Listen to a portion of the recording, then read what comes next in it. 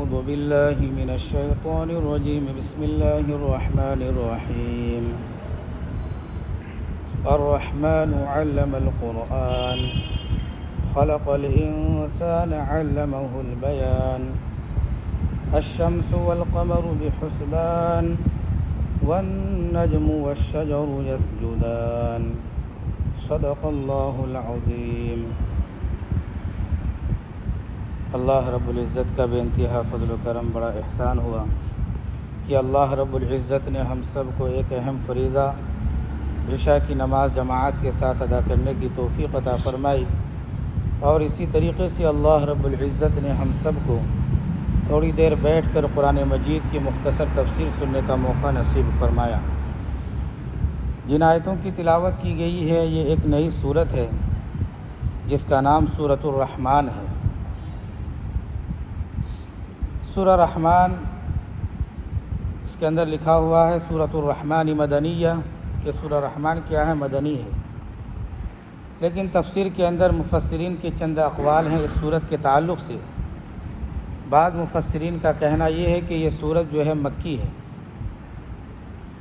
بعض روایتوں کی بنیاد پر، اور وہ یہ کہ مکی زندگی ہی کے اندر جنات کی تبلیغ اللہ کے رسول صلی اللہ علیہ وسلم نے فرمائی، اور جب ان کو قرآن کی آیتیں سنائی گئی فَبِأَيِّ آلَاءِ رَبِّكُمَا تُكَذِّبَانِ، اس کے اندر جو ہے جن و انس دونوں مراد ہیں کہ جن و انس سے تم اپنے رب کی کن کن نعمتوں کو جھٹلاؤ گے۔ تو اس وقت جناتوں نے کہا تھا کہ اے ہمارے رب، جو ایمان قبول کر لیے تھے، کہ اے ہمارے رب ہم تجھے نہیں جھٹلائیں گے، تیری نعمتوں کی ناشکری نہیں کریں گے، تیرے ہی لیے سب تعریفیں۔ تو ان روایتوں کی بنیاد پر بعض مفسرین نے لکھا ہے کہ یہ سورت جو ہے مکی ہے۔ بہرحال یہ سورہ رحمان بڑی عظیم سورت ہے، اور اس سورت کے اندر جو ہے 78 آیتیں ہیں، 3 رکوع ہیں۔ سورہ رحمان کے اندر ایک لفظ تکرار کے ساتھ آیا ہے جسے کہتے ہیں فَبِأَيِّ آلَاءِ رَبِّكُمَا تُكَذِّبَانِ۔ تقریباً 31 مرتبہ سورہ رحمان کے اندر فَبِأَيِّ آلَاءِ رَبِّكُمَا تُكَذِّبَانِ آیا ہے،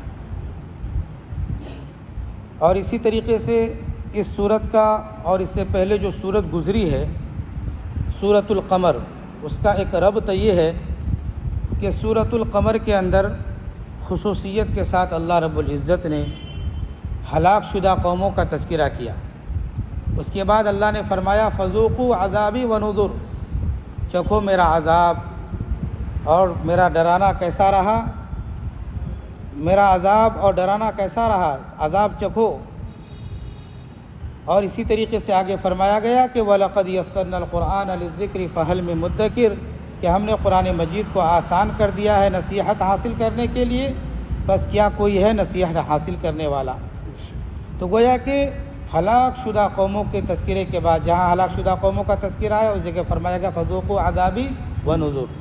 گویا کہ پھر قرآن کے بارے میں فرمایا گیا 4 مرتبہ آیا تھا وَلَقَدْ يَسَّرْنَا الْقُرْآنَ لِلذِّكْرِ فَهَلْ مِن مُدَّكِرٍ، کہ جو ہے اس کے اندر زجر ہے، ڈرانا ہے کہ ان لوگوں نے نافرمانی کی تو ہم نے ان کو ہلاک کیا ہے، تم نافرمانی مت کرو۔ یہ قرآن بہت آسان ہے سمجھنے کے لیے، نصیحت حاصل کرنے کے لیے اس قرآن کے قریب آ جاؤ۔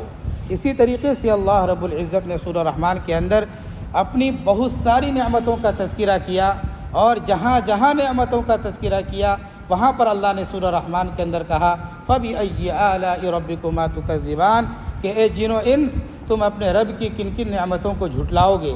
تو گویا کہ اس لفظ کا بار بار نعمتوں کے ذکر کے بعد تکرار کا آنا اس بات کا پیغام دینا ہے کہ جو ہے رب کی نعمتوں کو جھٹلاؤ مت، رب کی نعمتوں کا شکر ادا کرو، اور جو ہے رب تعالیٰ کے اوپر ایمان لاؤ، اور رب تعالیٰ کی اطاعت کے ساتھ کیا کرو؟ زندگی گزارو۔ اس بات کی طرف اشارہ ہے تکرار کا۔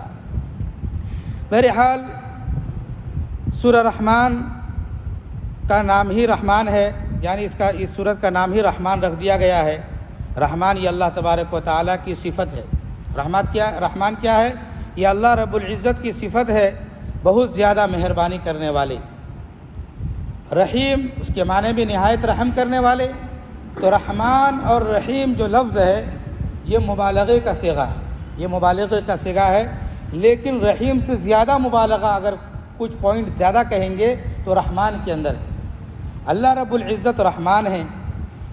کفار مکہ کے سامنے جب رحمان کا تذکرہ آتا تھا وَإِذَا قِيلَ لَهُمُ اسْجُدُوا لِلرَّحْمَنِ قَالُوا وَمَا الرَّحْمَنُ، جب ان سے کہا جاتا تھا کہ رحمان کو سجدہ کرو تو وہ کہتے تھے کہ رحمان کیا ہے؟ قَالُوا وَمَا الرَّحْمَنُ أَنَسْجُدُ لِمَا تَأْمُرُونَ وَزَادَهُمْ نُفُورًا، گویا کہ جب ان سے کہا جاتا تھا کہ رحمان کو سجدہ کرو تو وہ بطور تعجب کے کہتے تھے کہ رحمان کیا چیز ہے، حالانکہ کفار مکہ اس بات کو جانتے تھے کہ رحمان سے مراد کیا ہے؟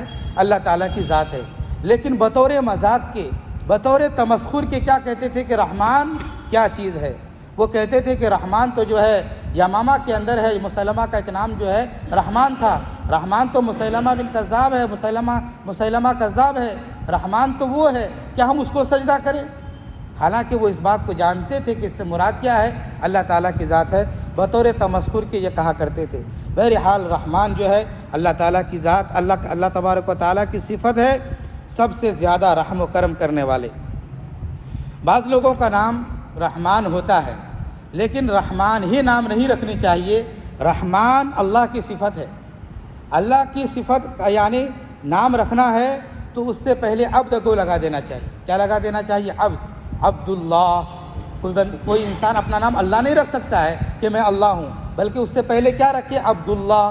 اسی طریقے سے کوئی اپنا نام رحمان رکھنا چاہے تو اس سے پہلے عبد لگا دے کہ عبد الرحمن۔ صرف رحمان نام رکھنا یا کوئی اپنا اللہ نام رکھ لے تو اس طرح رکھنا جائز نہیں ہے، اور اس طریقے سے پکارنا بھی جائز نہیں ہے۔ اس لیے جو ہے الرحمن اللہ کی صفت ہے، کوئی بندہ نام رکھے تو عبد الرحمن نام رکھے۔ اور اسی طریقے سے اللہ رب العزت کا رحم و کرم جو ہے، رحمانی صفت جو ہے پوری دنیا کے اندر ہر مخلوق کے اوپر ہے، مسلمانوں کے اوپر بھی ہے، کافروں کے اوپر بھی ہے، ماننے والوں کے اوپر بھی ہے اللہ کا رحم و کرم، اور نہ ماننے والوں کے اوپر بھی ہے۔ لیکن آخرت کے اندر اللہ کی شان رحیمی ہوگی۔ آخرت کے اندر کیا ہے؟ شان رحمانی نہیں ہوگی، آخرت کے اندر شان رحیمی ہوگی، مخصوص لوگوں کے لیے رحم ہوگا، جو ایمان والے ہیں، جو تابعدار ہیں، فرمانبردار ہیں، اطاعت گزار ہیں، سب لوگوں کے لیے شان رحیمی نہیں ہوگی۔ وہاں اگر شان رحمانی کا معاملہ کیا جائے گا تو سب بچ جائیں گے۔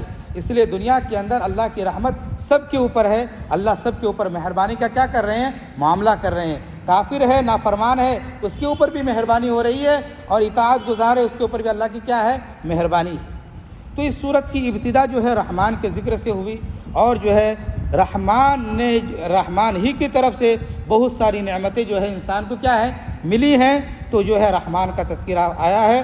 اس کے بعد جو ہے بہت ساری نعمتوں کا تذکرہ قرآن مجید کے اندر آیا ہے۔ کیسی کیسی نعمتیں؟ دنیاوی نعمتوں کا بھی تذکرہ آیا، اخروی نعمتوں کا بھی تذکرہ آیا، جسمانی نعمتوں کا بھی تذکرہ آیا، روحانی نعمتوں کا بھی تذکرہ آیا۔ مختلف نعمتوں کے تذکرے کے بعد اللہ رب العزت نے جو ہے بار بار اس لفظ کو دہرایا کہ جو ہے یہ نعمتیں ہیں، یہ نعمتیں ہیں، یہ نعمتیں ہیں۔ فَبِأَيِّ آلَاءِ رَبِّكُمَا تُكَذِّبَانِ، کہ اے جن و انس تم اپنے رب کی کن کن نعمتوں کو جھٹلاؤ گے۔ تو بہرحال ترجمہ یہ ہے، بسم اللہ الرحمن الرحیم، شروع کرتا ہوں اللہ کے نام سے جو بڑا مہربان نہایت ہی رحم کرنے والا ہے۔ الرحمن، وہ بہت ہی بڑا مہربان ہے۔ کون؟ اللہ کی ذات۔ علم القرآن، اس نے قرآن سکھلایا۔ اس نے، اللہ نے کیا کیا؟ قرآن سکھلایا۔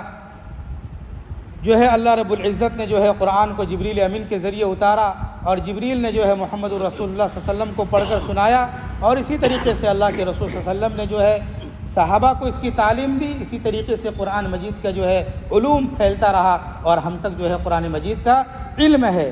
تو گویا کہ حقیقت میں علم دینے والے اور علم سکھانے والے کون ہیں؟ اللہ تعالیٰ کی ذات ہیں۔ تو فرمایا گیا کہ رحمان وہ ہے، علم القرآن، جس نے قرآن کو سکھلایا، خلق الانسان، انسان کو پیدا کیا۔ یہاں پر ایک لفظ پر غور کریں کہ اللہ نے سب سے پہلی جو نعمت کا تذکرہ کیا ہے وہ قرآن کی نعمت ہے، لیکن قرآن اور آگے جو بیان فرمایا گیا ہے وہ تخلیق کی نعمت ہے، جسمانی نعمت، خلق الانسان، کہ اس نے انسان کو پیدا کیا۔ تو انسان پیدا پہلے ہوتا ہے، قرآن بعد میں سیکھتا ہے، لیکن اللہ نے یہاں پر قرآن کی نعمت کا تذکرہ پہلے کیا ہے، اس کی پیدائش کا تذکرہ بعد میں کیا ہے۔ تو مفسرین نے اس کے بارے میں لکھا ہے کہ اللہ رب العزت نے جو ہے جہاں بہت ساری نعمتوں کا تذکرہ کر رہے ہیں، اپنی نعمتوں میں سے سب سے بڑی جو نعمت ہے قرآن، سب سے پہلے اس کا تذکرہ اس لیے کیا ہے کہ قرآن ایک ایسی دولت ہے کہ قرآن کے بغیر انسان دنیا میں آ جائے، اگر قرآن پر ایمان نہ ہو تو وہ انسان کیا ہے؟ بیکار ہے۔ وہ انسان کیا ہے؟ بیکار ہے، جو ہے برباد ہے۔ اور اسی طریقے سے جو ہے یہاں پر اس بات کی طرف بھی اشارہ ہے کہ قرآن مجید یہ بہت بڑی نعمت ہے۔ قرآن مجید کیا ہے؟ یہ بہت بڑی نعمت ہے جو اللہ رب العزت نے نعمتوں کا جو سلسلہ شروع کیا، قرآن کا سب سے پہلے کیا کیا؟ ذکر کیا۔ تو یہ قرآن جو ہے اللہ کی کیا ہے؟ بہت بڑی نعمت ہے۔ اس لیے اس نعمت سے ہمیں کیا اٹھانی چاہیے؟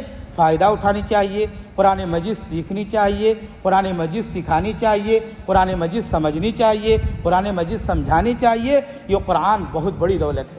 حدیث کے اندر آتا ہے کہ اللہ کے رسول صلی اللہ علیہ وسلم نے بیان فرمایا کہ جس کو اللہ رب العزت نے قرآن کی دولت دی ہے، قرآن کی نعمت دی ہے، اور وہ مخلوق دوسرے انسانوں کے پاس اور بھی کوئی دولت ہے، چاہے وہ مال کے اعتبار سے ہو، چاہے وہ عہدہ کے اعتبار سے وہ دولت اس کے پاس ہے، حاملین قرآن اپنی اس نعمت کو سامنے والے کی نعمت جو اللہ نے ان کو دی ہے اس کے مقابلے میں اگر حقیر سمجھ رہا ہے تو گویا کہ اس نے اللہ کی بہت بڑی نعمت کی ناقدری کی ہے۔ اللہ کی بہت بڑی نعمت کی کیا ہے؟ ناقدری کی ہے۔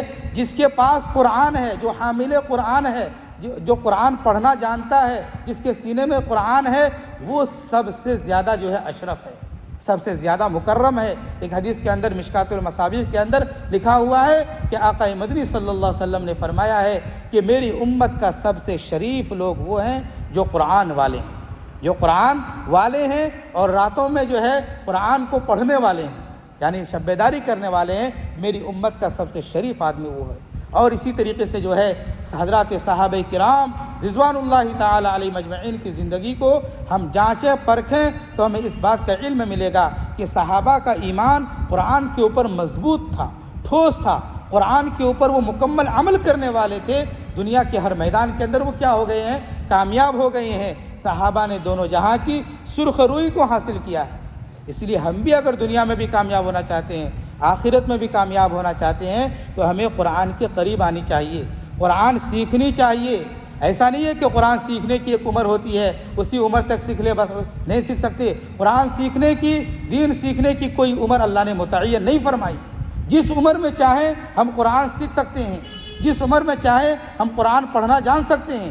البتہ یہ کہ بچپنے کے اندر اگر سیکھے تو آدمی جلدی سیکھ لیتا ہے، لیکن یہ نہیں کہ اگر عمر بڑی ہو گئی قرآن پڑھنا نہیں آتا ہے تو بالکل مایوس نہیں ہونا ہے، بلکہ قرآن کو سیکھنے کی کیا کرنی چاہیے؟ کوشش کرنی چاہیے۔ قرآن کو دیکھ کر بھی پڑھنے پر کیا ہے؟ اجر و ثواب رکھا گیا ہے۔ انسان جو ہے الف کہے گا تو اس کو 10 نیکیاں مل جائیں گی، اگر انسان یہ کہے الف لام میم اس کو 30 نیکیاں مل گئی۔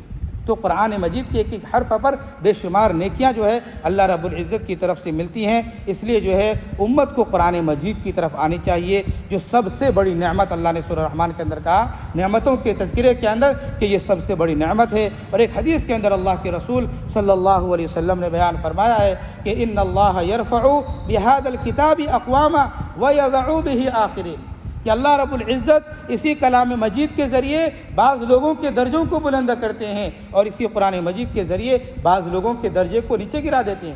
مطلب یہ ہے کہ جو قرآن مجید پر ایمان لائے، جو قرآن مجید کو سیکھے اور قرآن مجید کے مطابق زندگی گزارے، اللہ اس کی درجات کو بلند کریں گے۔ اور جو قرآن پر ایمان نہ لائے، ایمان قبول نہ کرے، اور جو ہے قرآن کو نہ سیکھے، تو فرمایا گیا کہ جو ہے یہی قرآن کے ذریعے کیا ہے؟ وہ پستی کے اندر کیا ہے؟ گر جاتا ہے۔ تو یہ قرآن پر عمل کرنے کی وجہ سے اللہ تعالیٰ جو ہے انسان کو جو ہے اونچا مقام اور بلندی عطا فرماتے ہیں۔ اور اسی طریقے سے جو ہے قرآن مجید جو ہے بہت اہم کتاب ہے، اور جو ہے محمد الرسول اللہ صلی اللہ علیہ وسلم پر اللہ رب العزت نے اس قرآن کو اتارا ہے، اس لیے جو ہے اس کو سیکھنی چاہیے۔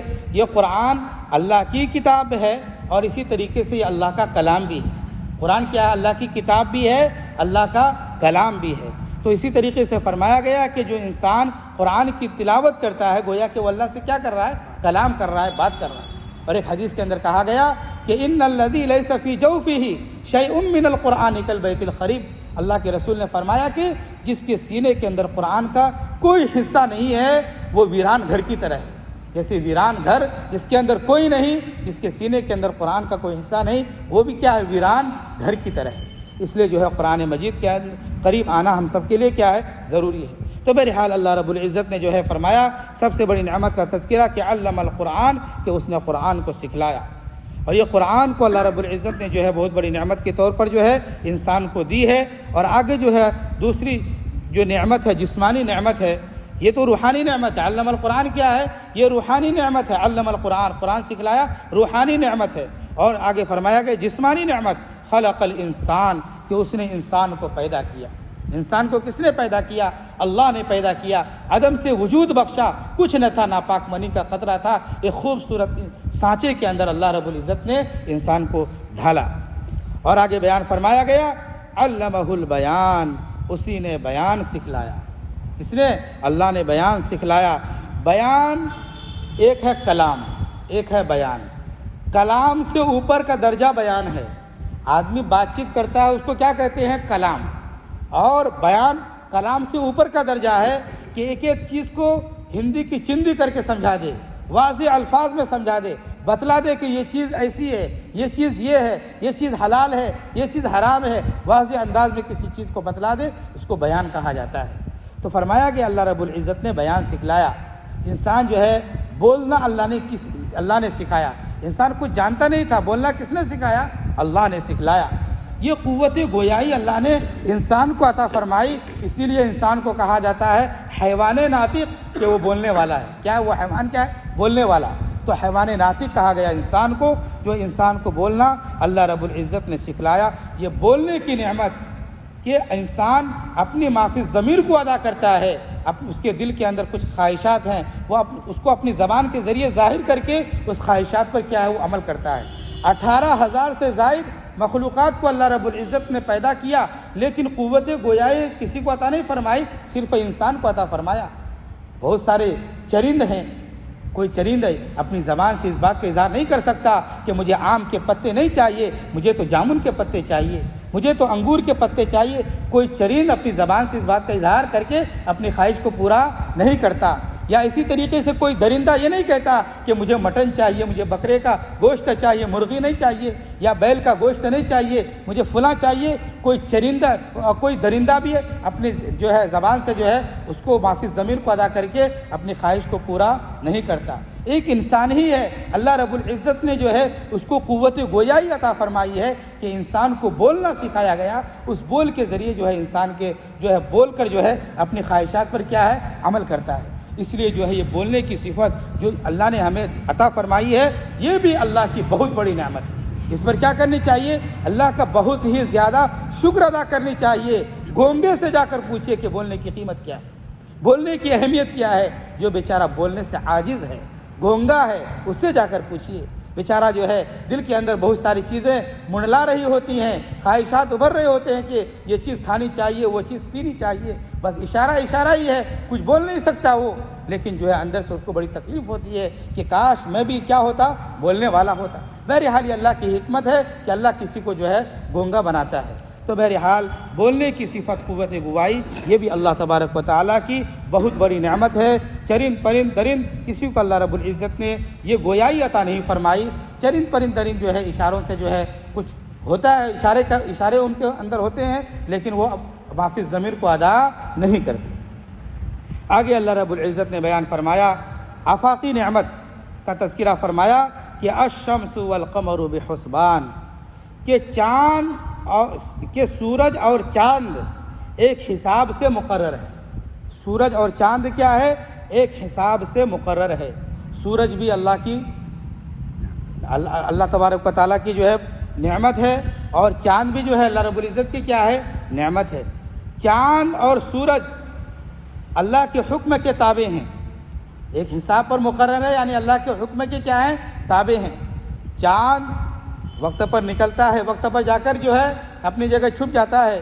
سورج بھی وقت پر نکلتا ہے، وقت پر جا کر چھپ جاتا ہے۔ کبھی ایسا نہیں ہے کہ 48 گھنٹے کا صبح ہوا ہو، کبھی ایسا نہیں ہے کہ جو ہے رات جو ہے دن اور رات ملا کے ایک رات ہو گئی ہو، بلکہ ہر سورج اپنے وقت پر جو ہے نکلتا ہے اپنی جگہ سے، اور اپنی جگہ پر جا کر کیا ہے؟ ڈوبتا ہے۔ اللہ رب العزت نے جو ہے سورہ یاسین کے اندر بھی تذکرہ فرمایا کہ والشمس تجری لمستقر لہا ذالک تقدیر العزیز العلیم، اور سورج اپنے پناہگاہ کی طرف چل رہے ہیں، اپنی منزل کی طرف چل رہے ہیں، اور یہ مقرر ہے چلنا کس کی طرف سے؟ اللہ کی طرف سے، جو زبردست ہے، باخبر ہے، قدرت والا ہے۔ والقمر قدرناہ منازل حتی عاد کالعرجون القدیم، اور چاند کو بھی اللہ رب العزت نے جو ہے اس کی منزلیں مقرر کر دی ہیں، یہاں تک کہ وہ کھجور کے سوکھی ہوئی ٹہنی کی طرح ہو جاتے ہیں۔ مطلب یہ ہے کہ وہ جو ہے باریک ہو جاتے ہیں، کھجور کی سوکھی ہوئی ٹہنی کی طرح، مطلب یہ کہ وہ باریک ہو جاتے ہیں، جب وہ چھپنے لگتے ہیں تو کیا ہو جاتے ہیں؟ باریک ہو جاتے ہیں۔ لا الشمس ينبغي لها ان تدرك القمر، سورج کے لیے مناسب نہیں ہے کہ چاند کو آ کر پکڑ لے۔ ولا الليل سابق النهار، اور نہ رات دن سے پہلے آ سکتا ہے، رات بھی جو ہے دن سے پہلے نہیں آ سکتی۔ وكل في فلك يسبحون، اور ہر چیز جو ہے اپنے دائرے میں تیر رہی ہے، ہر چیز جو ہے اپنے دائرے میں تیر رہے ہیں۔ مطلب یہ ہے کہ سورج جو ہے ایک دائرے میں چل رہے ہیں، چاند کیا ہے؟ ایک دائرے میں چل رہے ہیں۔ تو یہ سورج اور چاند یہ بھی اللہ کی بہت بڑی نعمت ہے۔ کس اعتبار سے نعمت ہے؟ شمس، سورج کے ذریعے جو ہے شمسی نظام چلتا ہے، والقمر، چاند کے ذریعے جو ہے قمری نظام چلتا ہے، کیلنڈر وغیرہ، مہینوں کا اس سے کیا ہے پتہ چلتا ہے، ہفتوں کا اس کے ذریعے کیا ہے پتہ چلتا ہے، سال کا اس کے ذریعے کیا ہے پتہ چلتا ہے، عمر کا اس کے ذریعے کیا ہے پتہ چلتا ہے۔ چاند اور سورج کے ذریعے کیا ہے؟ انسان جو ہے اپنی عمر کا جو ہے حساب کتاب کرتا ہے۔ تو یہ بھی کیا ہے؟ اللہ کی بہت بڑی نعمت ہے۔ سورج اپنی جگہ سے نکلتا ہے تو یہ اللہ کی نافرمانی نہیں کرتا، بلکہ اللہ جو حکم دے دیا بس وہ نکلنا شروع کر دیا۔ ایسا نہیں ہے کہ سورج کو حکم دیا ہے کہ تم جو ہے نکلو، لیکن سورج جو ہے تاخیر کر رہی ہے، ٹال مٹول کر رہی ہے کہ ابھی نکلتا ہوں، ابھی 1 گھنٹہ ویٹ کرو اور جانے کا ارادہ ہے، جاؤں گا، نکلنا ہی تو ہے۔ نہیں، بالکل نہیں، اللہ کا حکم جو وقت ہے اسی وقت پر سورج نکل رہی ہے اور کوئی ٹال مٹول نہیں ہے۔ اسی طریقے سے چاند ہے، اور اسی طریقے سے آگے فرمایا گیا وَالنَّجْمُ وَالشَّجَرُ يَسْجُدَانِ، اور نجم کے معنی ایک ستارے کے بھی ہیں، تو بعض نے ترجمہ کیا ہے کہ ستارے اور درخت یہ بھی کیا ہے؟ سجدہ ریز ہیں۔ لیکن نجم کا ایک ترجمہ بیلے بھی ہیں، یعنی وہ درخت جس کی جڑ نہ ہو، وہ درخت جس کی جڑ نہ ہو۔ اکثر مفسرین نے اس ترجمے کو ترجیح دی ہے۔ دونوں طرح کا ترجمہ یہاں پر کر سکتے ہیں۔ والنجم، ستارے کا ترجمہ اس اعتبار سے کر سکتے ہیں کہ اللہ رب العزت نے چاند کا تذکرہ کیا، سورج کا تذکرہ کیا، آگے جو ہے ستارے کا تذکرہ ہے، اور بیلوں کا جو ہے تذکرہ ہم اس اعتبار سے بھی کر سکتے ہیں، جس کو مفسرین نے اختیار کیا کہ آگے جو ہے درخت کا تذکرہ ہے، تناور درخت، تو تناور درخت سے پہلے جو ہے بیلے دار درخت، تو جو ہے دونوں جو ہے اس سے کیا ہے مراد ہو سکتے ہیں، اور مفسرین نے اس کو لکھا ہے۔ تو بہرحال نجم کا ایک ترجمہ ہے بیلیں کسے کہتے ہیں؟ وہ درخت جس کی جڑ نہ ہو۔ بیلیں کیا ہے؟ وہ درخت جس کی جڑ نہ ہو، جیسے کدو کا درخت ہے، اور اسی طریقے سے ایک تربوزہ، خربوزہ، ان کی جو جڑیں نہیں ہوتی ہیں، بس یہ کہ اللہ رب العزت جو ہے ایک اچھے انداز میں جو ہے اس کو کیا کرتے ہیں؟ بغیر جڑ کے ہی پیدا کرتے ہیں، نکالتے ہیں۔ اور اسی طریقے سے جڑ والا درخت کیا ہے؟ جیسے آم کا درخت ہوا، اسی طریقے سے اور جو ہے انار کا درخت ہے، یا اور بھی کوئی درخت ہے پھلوں کے، اس کی جڑیں ہوتی ہیں۔ تو بیلیں اور تنے دار درخت، بغیر تنے دار درخت، ترجمہ کیا ہے؟ والنجم والشجر یسجدان، بغیر تنے کے درخت اور تنے دار درخت سب کے سب جو ہے کیا ہے؟ سجدہ ریز ہیں۔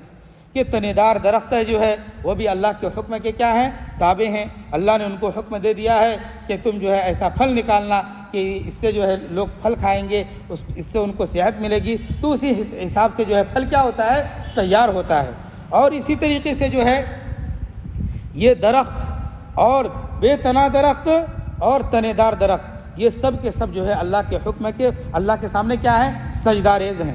یسجدان سے مراد سجدہ سے حقیقی سجدہ بھی ہو سکتا ہے، کیونکہ قرآن مجید کے اندر دوسرے مقام پر فرمایا گیا ہے کہ وَإِن مِّن شَيْءٍ إِلَّا يُسَبِّحُ بِحَمْدِهِ وَلَكِن لَّا تَفْقَهُونَ تَسْبِيحَهُمْ، کہ بہت ساری چیزیں ایسی ہیں جو اللہ کی تسبیح کو بیان کرتی ہیں، لیکن تم ان کی تسبیح کو نہیں سمجھتے۔ تو بعض نے جو ہے کہا ہے کہ یہ بھی مراد ہو سکتا ہے کہ حقیقی سجدہ، لیکن بعض نے کہا ہے کہ حقیقی سجدہ نہیں، بلکہ اس سے اللہ کی اطاعت مراد ہے، اور سجدہ حقیقی وہی ہے کہ اللہ کی مکمل فرما برداری کی جائے، اللہ کی مکمل اطاعت کی جائے، یہی حقیقی کیا ہے؟ اطاعت ہے، فرما برداری ہے۔ تو گویا کہ جو ہے یہ درخت جو ہے نکلتے ہیں، بے تنا ہو یا تنے دار ہو، یہ سب اللہ کے حکم کی کیا کرتے ہیں؟ فرما برداری کرتے ہیں۔ دیکھتے ہیں کبھی بغیر تنے کا جو درخت ہوتا ہے کہ جو ہے جیسے لوکی کا درخت ہے، ہمارے بلڈنگ کے پاس اگر وہ نکل جائے تو جو ہے بلڈنگ لگنے کی وجہ سے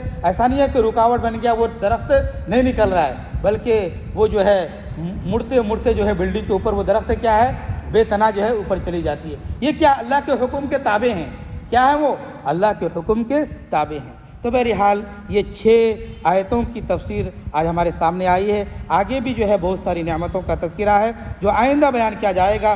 بس خلاصہ کلام یہ ہے کہ اللہ رب العزت نے جو ہے انسان کو صرف دنیا کے اندر اس لیے پیدا کیا ہے، اس لیے بھیجا ہے کہ وما خلقت الجن والانس الا لیعبدون، کہ ہم نے جنات اور انسان کو صرف اپنی عبادت کے لیے پیدا کیا ہے۔ تو اس لیے جو ہے ہمیں اللہ رب العزت کی اچھے انداز میں عبادت کرنی چاہیے، اور انسان اللہ کی عبادت اچھے انداز میں اسی وقت کر سکتا ہے جب وہ قرآن کو سیکھے گا، جب وہ اللہ کو پہچانے گا، تو جو ہے اللہ کی فرما برداری وہ ہے صحیح طور پر کر سکتا ہے۔ اس لیے اللہ رب العزت سے دعا فرمائیں کہ اللہ تعالی ہم تمام لوگوں کو جن نعمتوں کا ابھی تک تذکرہ آیا ہے، ان نعمتوں کو صحیح طور پر استعمال کر کے، اللہ تعالیٰ خصوصاً قرآن کی نعمت کو استعمال کر کے اللہ رب العزت جو ہے ہمیں جو ہے قرآن پر عمل کرنے کی توفیق عطا فرمائے، اور اللہ تعالیٰ جتنی نعمتوں کا تذکرہ کیا ہے ان نعمتوں پر جو ہے اللہ ہمیں شکر گزاری کرنے کی توفیق عطا فرمائے، اور اللہ تعالیٰ ہم تمام لوگوں کو دونوں جہاں کی کامیابی عطا فرمائے۔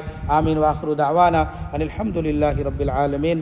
سبحان اللہ وبحمدہ، سبحانک اللہم وبحمدک، ونشہد ان لا الہ الا انت، ونستغفرک ونتوب الیک۔ سبحان ربک رب العزۃ عما یصفون، وسلام علی المرسلین والحمد للہ۔